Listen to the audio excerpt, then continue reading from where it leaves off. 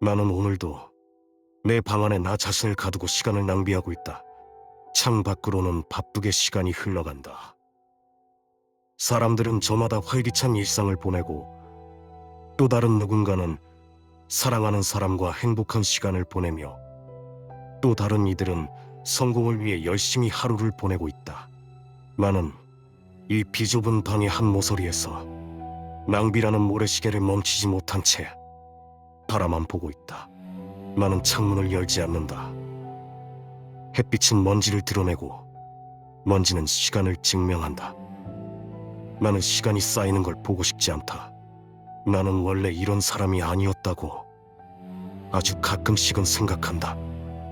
어릴 때 나는 상을 받고 싶어 했다. 어디서든 내 이름을 불러주길 바랬다. 누구에게도 잘했다라는 말을 듣고 싶었다. 성공이라는 단어가 나를 향해 열려 있기를 바랬다. 하지만 어느 순간부터 나는 고개를 들지 못하고 말수도 줄어들게 됐다. 사람들 앞에서 입을 열면 심장이 먼저 반응했다. 사람들의 시선이 나를 향하는 순간 머릿속이 하얘졌다. 처음엔 긴장이라고 생각했다. 다음엔 성격 문제라고 생각했다. 그리고 나중엔 병원에서 들은 단어를 기억했다. 대인기피, 공허. 나는 점점 약해졌다. 세상이 나를 밀어낸 게 아니라 내가 먼저 물러난 거라는 걸 잘 알고 있다. 하루가 또 지나간다. 나는 아무 흔적도 남기지 못했다. 세상은 시끄럽게 흘러가는데 내 시간만 조용히 썩어간다. 이 방은 안전하지만 동시에 나를 조금씩 죽이고 있다. 하지만 이상하게도 하루가 끝나가는 이 시간이 되면 마음이 조금은 편해진다. 하루가 끝난다는 건 더 이상 아무것도 시도하지 않아도 된다는 뜻이니까. 나는 바로 잠들지 못한다. 방이 조용해지면 생각이 커지고 숨소리, 벽 너머의 미세한 소음, 내 심장이 뛰는 소리까지 또렷해진다. 그래서 나는 TV를 켜둔다. 화면이 아니라 소리 때문이다. 앵커의 낮은 목소리, 드라마의 배경음, 예능의 웃음소리, 누군가 깨어있다는 소리가 이 방의 공기를 채워주면 나는 그제야 숨을 고르게 된다. TV 소리가 흐르고 있으면 나는 세상과 완전히 끊어지지 않았다는 착각을 한다. 그 착각이 있어야 겨우 눈을 감을 수 있다. 그렇게 오늘도 겨우 잠이 들고 있던 순간 TV에서 갑자기 뉴스 속보 음악이 흘러나왔다. 나는 깜짝 놀라서 반쯤 감긴 눈을 들어올려 TV 화면으로 시선을 옮겼다. 긴급 뉴스 속보입니다. 방금 전 미국 뉴욕 맨해튼 타임스퀘어 인근 허드슨 갤러리아 몰에서 대규모 폭발 사고가 발생했습니다. 현지 시간 오후 6시 28분경 1층 푸드코트 구역에서 강력한 폭발이 발생한 것으로 확인됐습니다. 현재까지 최소 103명이 사망했으며 350여 명이 부상을 입어 인근 벨뷰 병원과 마운트 시나이 병원으로 긴급 이송되고 있습니다. 뉴욕 경찰과 연방수사국은 테러 가능성을 염두에 두고 현장을 통제하고 있습니다.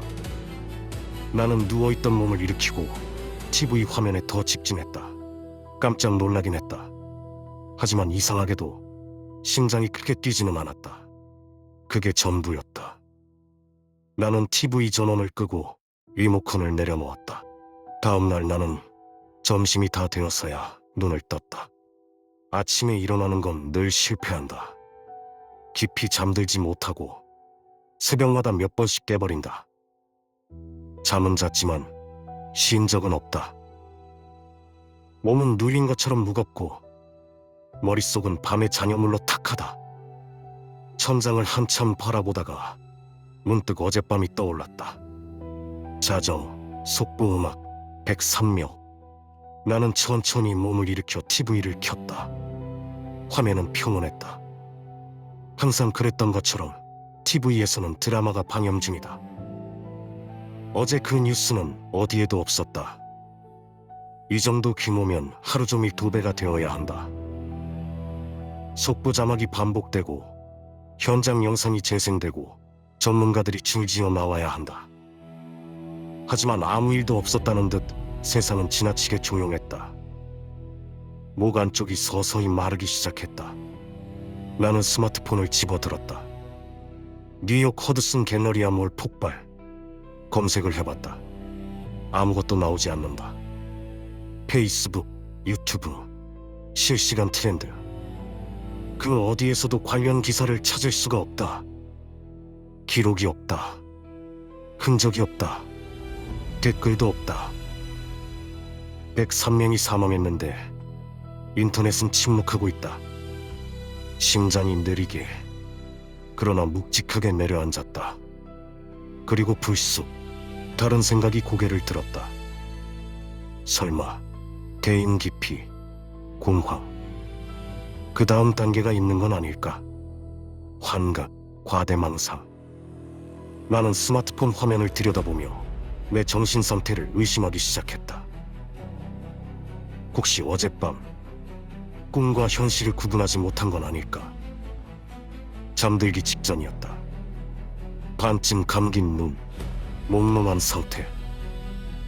그 틈에서 내가 만들어낸 뉴스라면 답답함이 가슴을 죄었다. 나는 결국 쇼핑몰 고객센터 번호를 찾아 전화를 걸었다. 신호음이 길게 울렸다. 전화 너머에는 전문 안내원이 너무나 평온한 목소리로 나를 응대해주고 있었다. 나는 잠시 말을 잇지 못했다. 어제 폭발 사고. 목소리가 나오지 않았다.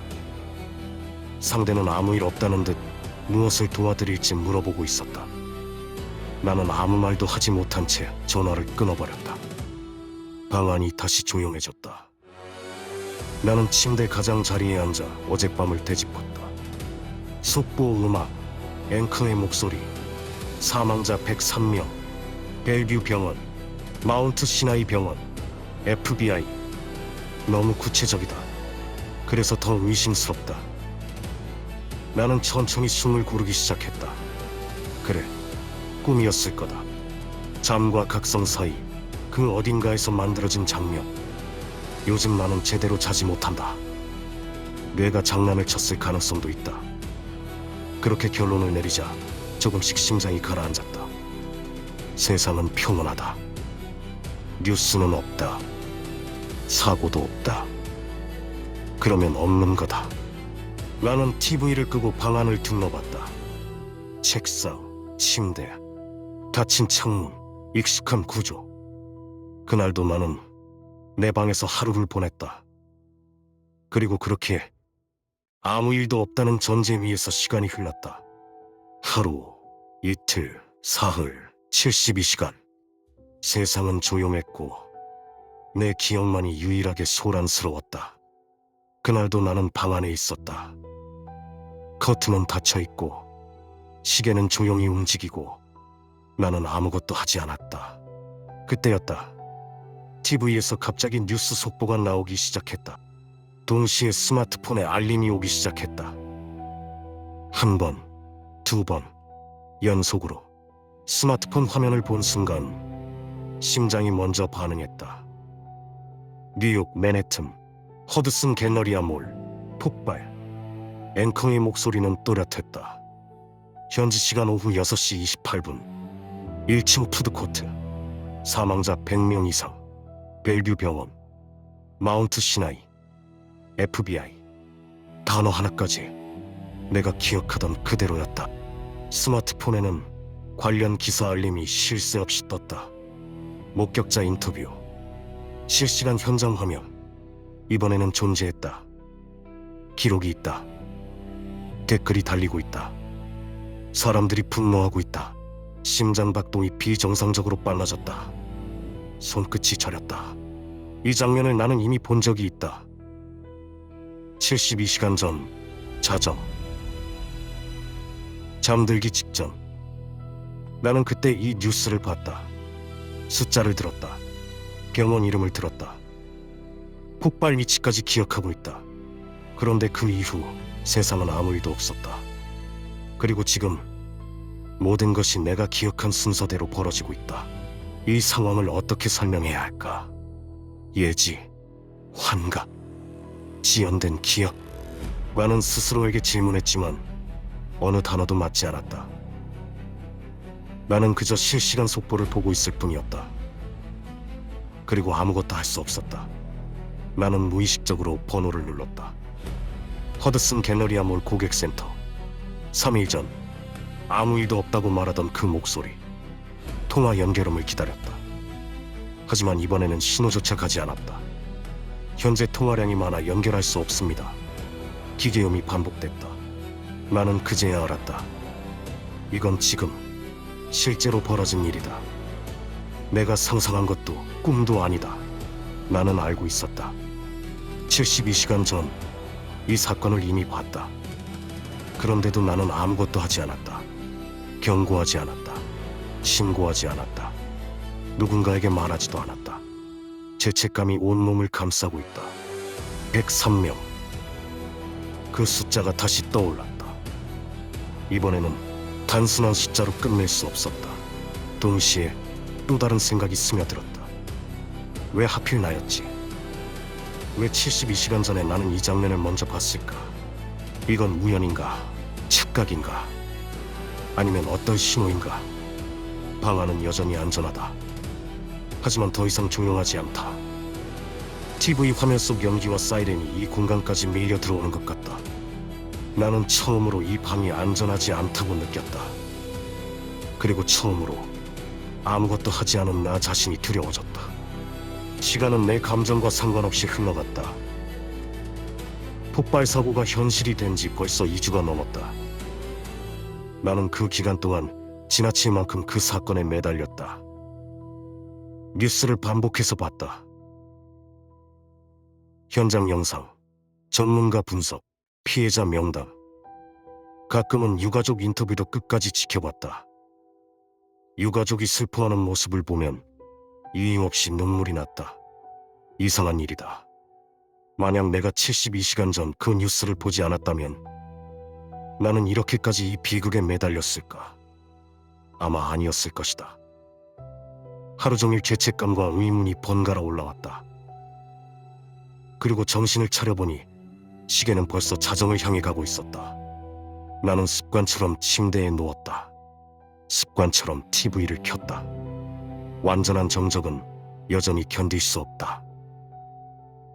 눈이 천천히 감기려던 순간 TV에서 소름 돋게 익숙한 그 음악이 울렸다. 급한 뉴스 속보가 시작되는 음악. 심장이 그대로 멎는 느낌이 들었다. 온몸에 전기가 흐르듯 소름이 번졌다. 나는 눈을 떴다. 앵커가 화면에 있었다. 어딘가 기묘하게 음산한 표정. 그러나 발음은 또렷했다. 속보를 읽는 정확한 억양. 그리고 자막이 떴다. 오후 6시 20분 LA 국제공항 대형 폭발 사고. 사망자 300명 이상, 부상자 500명이 육박. 시간을 확인했다. 정확히 12시. 맥박이 통제 불능으로 뛰기 시작했다. 너무 똑같다. 속보가 시작되는 시간도, 앵커의 표정도, 문장을 끊는 밤시까지. 나는 억지로 숨을 고르며 리모컨을 내려놓았다. 정신을 차려야 했다. 이번에는 그냥 흘려보내지 않는다. 나는 노트를 집어들었다. 사망자 수, 부상자 수, 폭발 위치, 터미널 번호, 발생 시간. 손이 떨렸지만 단 하나도 빠뜨리지 않으려고 했다. 왜 기록하는지 스스로도 설명할 수 없었다. 그냥 본능처럼 적고 있었다. 속보는 약 10분간 이어졌다. 그리고 아무 일도 없다는 듯 정규 방송으로 전환됐다. 방 안은 다시 고요해졌다. 나는 천천히 숨을 들이마셨다.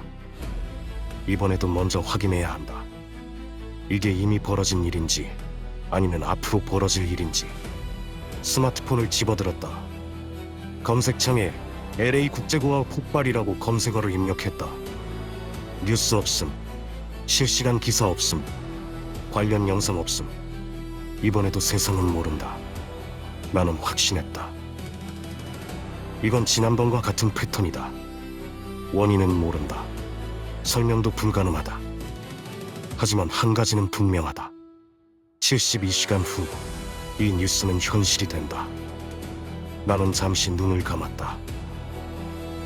만약 이번에도 아무것도 하지 않는다면 나는 아마 평생 그 숫자들과 함께 살아야 할 것이다. 그리고 더 이상 이 방 안에서도 숨 쉴 수 없게 될 것이다. 그 순간 이상하게도 다른 감정이 고개를 들었다. 이게 기회가 될 수도 있다는 나는 알고 있다. 날짜를 알고 있다. 장소를 알고 있다. 그렇다면 막을 수도 있다. 나는 자리에서 천천히 일어났다. 그래, 이번에는 모른 척하지 않는다. 만약 내가 이 테러를 막을 수 있다면, 수백 명을 구할 수 있다면 나는 더 이상 방 안에 숨어있는 사람이 아니다. 나는 증명할 수 있다. 처음으로 세상이 내 이름을 먼저 부르게 만들 수 있다. 나는 이제 기다리는 사람이 아니다. 72시간은 저주가 아니라 변수다. 나는 날짜를 알고 있고 장소를 알고 있다. 그리고 이번에는 아무것도 하지 않은 채 숫자를 바라보고 있지 않을 것이다. 머릿속에서 계산이 시작됐다. 신고는 의미 없다. 3일 뒤 LA 공항에서 폭탄 테러가 일어납니다. 그 말을 듣는 순간 상대는 통화를 끊을 것이다. 혹은 내 위치를 추적할 것이다. 나는 이미 정신과 기록이 있는 사람이다. 누구도 내 말을 신뢰하지 않는다. 그러면 남는 건 하나뿐이다. 직접 막는다. 테러 당일 현장에 간다. 폭탄이 설치되기 전에, 아니면 설치 직후라도 범인을 제압한다. 생각은 단순했다. 행동은 복잡했다. 문제가 하나 있었다. 뉴스에는 범인의 신상이 없었다. 얼굴도, 이름도, 단서도. 그 넓은 공항에서 수만 명이 오가는 공간에서 어떻게 단 한 명을 찾아낼 것인가? 나는 한동안 벽을 바라봤다. 그러다 다시 노트를 펼쳤다. 터미널, 시간, 피해 규모, 폭발 반경을 계산했다. 300명 이상 사망이라면 단순 수화물 폭발이 아니다. 밀집 구역이다. 체크인 카운터? 보안 검색대 직전? 나는 무의식적으로 동선과 시야 확보 지점을 그리기 시작했다. 나는 잠시 멈췄다. 그리고 다시 생각했다. 폭탄을 감지하면 된다. 나는 온라인에서 소형 폭발물 감지기를 검색했다. 합법적으로 구매 가능한 모델을 찾았다. 배송 가능 날짜를 확인했다. 결제 버튼을 누르는 순간 심장이 묘하게 안정됐다. 그 다음 나는 LA 공항의 내부 구조를 찾아보기 시작했다. 터미널 배치, 체크인 구역, 대합실 동선, 출입구 위치. 지도는 단순했다. 나는 확대해서 저장했다. 머릿속으로 이동 경로를 그렸다. 도착, 터미널 순찰, 밀집 구역 집중 감시, 의심 인물 미행, 수화물 확인. 결심은 점점 구체화됐다. 당일 아침 도착은 늦다. 하루 전 현장 답사를 해야 한다. 나는 LA행 항공권을 예매했다. 공항 근처 숙소도 예약했다. 확정 버튼을 누르는 순간 되돌릴 수 없다는 걸 알았다. 나는 수백 명을 살릴 수 있다. 그리고 어쩌면 내 인생도. 나는 노트를 덮었다. 72시간. 이번에는 그 시간이 누군가의 마지막이 되지 않게 한다. 나는 처음으로 방 밖으로 나갈 준비를 하고 있었다. 이번에는 반드시 막는다. 알람이 울리기 전에 눈이 떠졌다. 창문 틈으로 스며든 아침빛이 방 안을 옅게 밝히고 있었다. 시계를 확인했다. 6시 12분. 이 시간에 스스로 일어난 게 처음인 것처럼 느껴졌다. 더 낯선 건 몸이었다. 늘 있던 두통이 없다. 목과 어깨에 뻐근함도 없다. 가슴을 눌러오던 불안도 없다. 가볍다. 나는 원래 이렇게 일어날 수 있는 사람이었나? 그동안 내가 나 자신을 너무 낮게 규정해온 건 아닐까? 오늘은 다르다. 오늘부터 나는 다른 사람이 된다. 시더분하던 머리도 짧게 정리했다. 내 자신에게 다시 한번 다짐한다. 오늘부터 나는 완전 다른 사람이 된다. 짐은 이미 전날 밤 정리해 두었다. 노트, 폭발물 감지기, 여벌옷. 현관 앞에 섰을 때 잠시 멈췄다. 문을 열고 나가는 일이 이렇게 쉬웠던가? 그동안 나는 왜 저 방 안에서 시간을 썩히고 있었지? 나는 고개를 저었다. 이제 이유는 필요 없다. 나는 계단을 내려갔다. 발걸음에 망설임이 없었다. LA행 비행기에 탑승했다. 좌석에 앉자 묘한 안정감이 밀려왔다. 심장이 빠르게 뛰지 않았다. 오히려 전투 직전의 고요함과 비슷한 집중 상태였다. 나는 비행기 창밖을 바라보며 내일의 동선을 다시 그렸다. 터미널 진입, 혼잡 구간 확인, 의심 인물 식별. 머릿속 시뮬레이션은 이상할 만큼 매끄러웠다. 나는 그 사실이 조금도 낯설지 않았다. LA에 도착했다.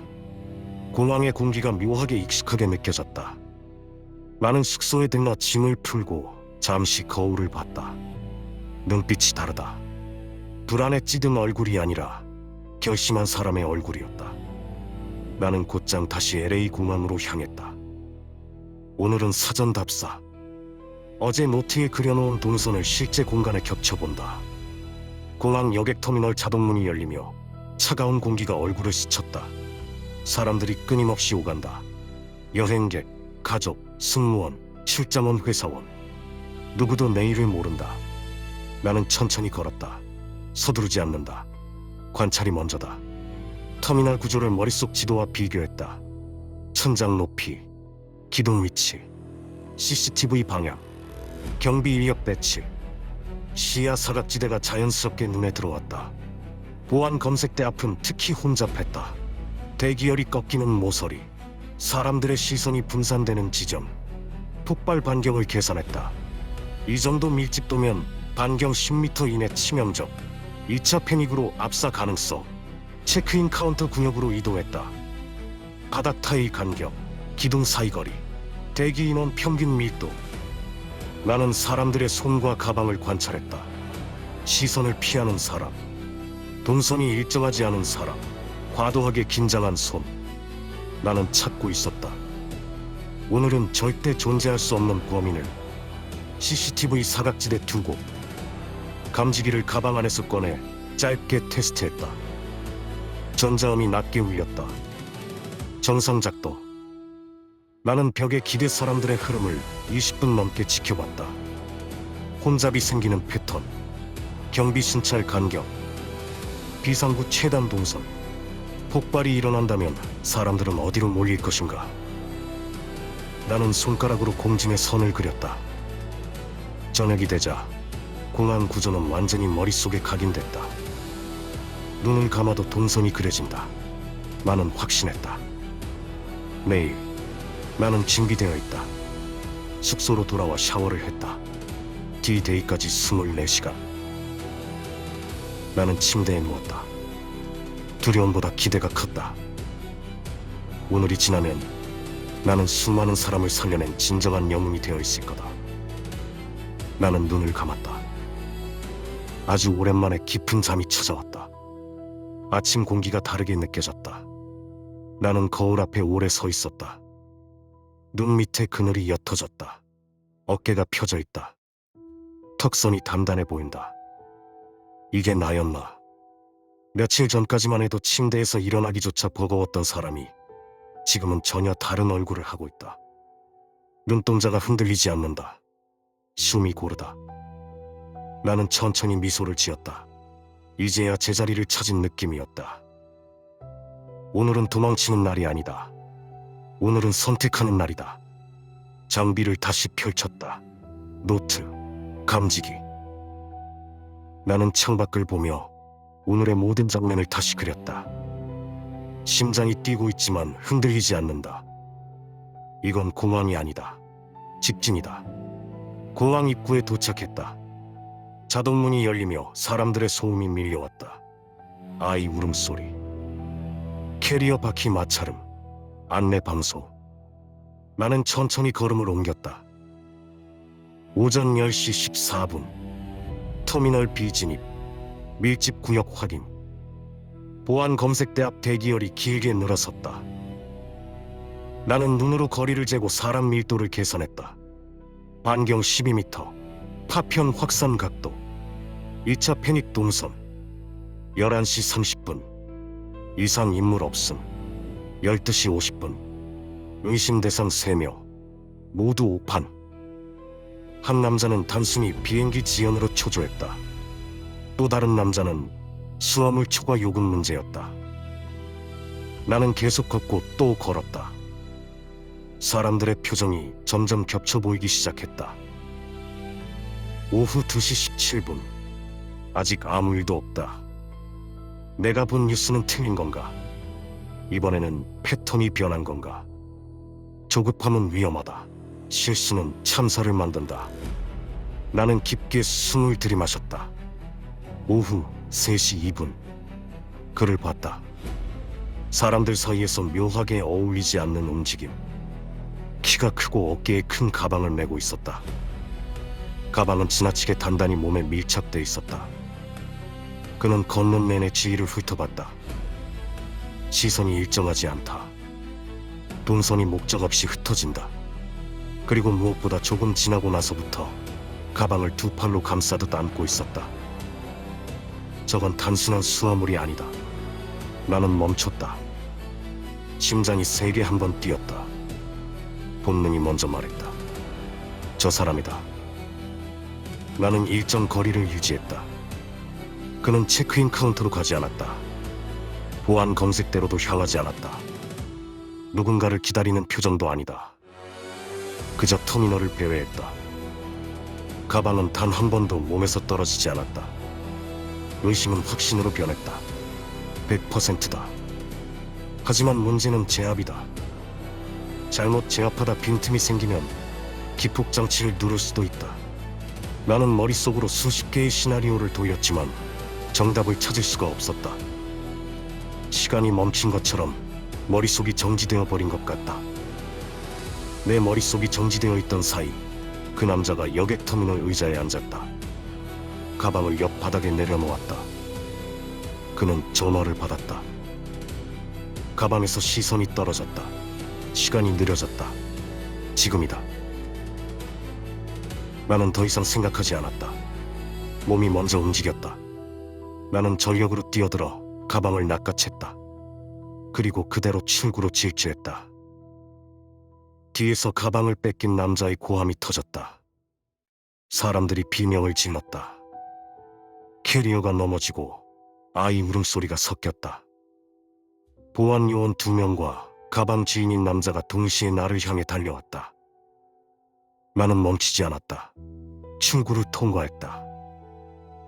공기가 달라졌다. 나는 더 빠르게 달렸다. 이 가방이 터미널 안에 있으면 300명이 죽는다. 나는 그걸 막고 있다. 주차장을 지나 공항 외곽으로 뛰었다. 가방은 무겁다. 그러나 이상하게 내 몸은 가볍다. 나는 건물과 사람 없는 공터에 도달했다. 그리고 멈춰섰다. 그들이 나를 덮쳤다. 팔이 꺾이고 몸이 바닥에 눌렸다. 하지만 나는 웃고 있었다. 나는 해냈다. 나는 세상을 구했다. 나는 수백 명을 살렸다. 그 순간 공기가 갈라지는 소리가 났다. 그리고 LA 공항 터미널이 거대한 화염과 함께 하늘로 솟구쳤다. 폭발음이 지면을 흔들었다. 충격파가 공터까지 밀려왔다. 나는 숨을 멈췄다. 입가에는 이제 미소가 남아있지 않았다. 나는 분명 세상을 구했다고 믿고 있었다. 뉴스 속보입니다. 오늘 오후 7시 미국 캘리포니아주 로스앤젤레스 국제공항에서 대규모 폭발 사고가 발생했습니다. 현재까지 확인된 사망자는 300명 이상, 부상자는 500명을 넘는 것으로 집계되고 있습니다. 현장에는 다수의 소방 인력과 구조대가 투입된 상태이며 부상자 이송과 잔해 수색 작업이 동시에 진행되고 있습니다. 당국은 추가 붕괴 및 2차 피해 가능성에 대비해 화재 진압과 안전 확보 작업을 계속하고 있다고 밝혔습니다. 또한 이번 사건은 2주 전 뉴욕 허드슨 갤러리아 몰 폭발 사건과 동일범의 소행으로 추정된다고 전해왔습니다.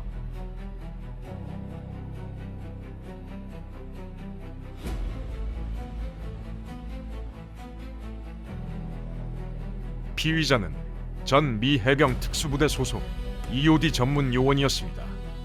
현지에서 극조 폭발물 탐지, 해체 및 역설계 임무를 수행했습니다. 아프가니스탄 파병 당시 동료 한 명이 오폭 사고로 사망했습니다. 현장 보고서상 기폭장치 오판 가능성이 제기됐으며 당시 책임 라인에 피의자가 포함되어 있었습니다. 사고 이후 피의자는 급격한 정서 불안, 수면 장애, 과각성 증세를 보였습니다.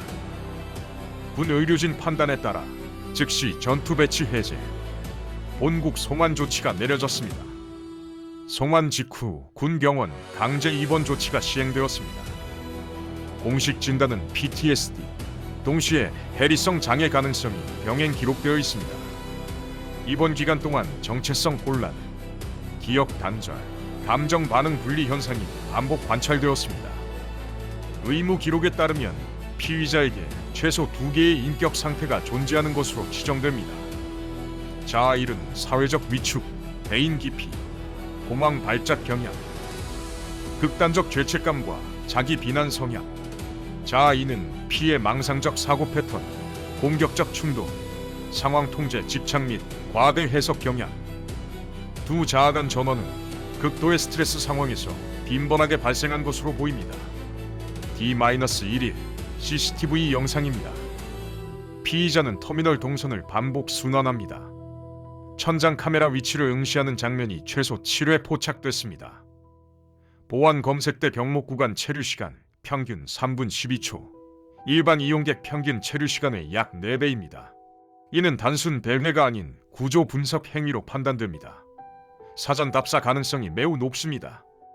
사건 당일 오전 9시 17분, 동일 구역 재진입, 9시 23분, 가방을 특정 좌석 하단에 배치, 체류 시간 42초, 의도적이고 망설임 없는 동작입니다. 폭탄은 원격 지연 기폭 방식으로 추정됩니다. 9시 31분, 출구 방향으로 이동, 9시 32분, 돌연 멈춤. 피의자는 양손으로 머리를 감싸고 고개를 강하게 흔듭니다. 입술 움직임이 확인되며 독대 혹은 내부 대화로 추정됩니다. 이후 동선이 비합리적으로 변합니다. 출구를 포기하고 공항 내부를 10시간 동안 반복 순환합니다.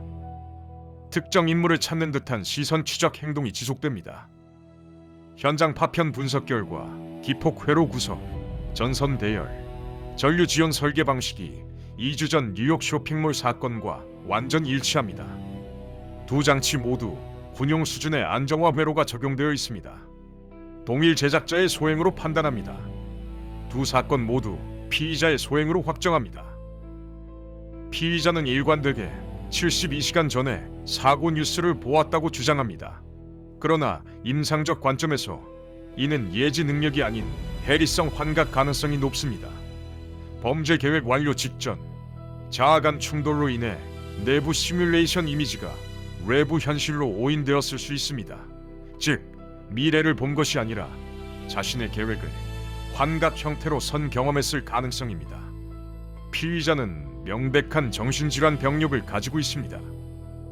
그러나 계획적 구조 분석, 사전 답사, 폭탄 제작 정밀도를 고려할 때 완전한 책임, 무능 상태로 보기는 어렵습니다. 의도와 질환이 공존하는 복합 사례입니다.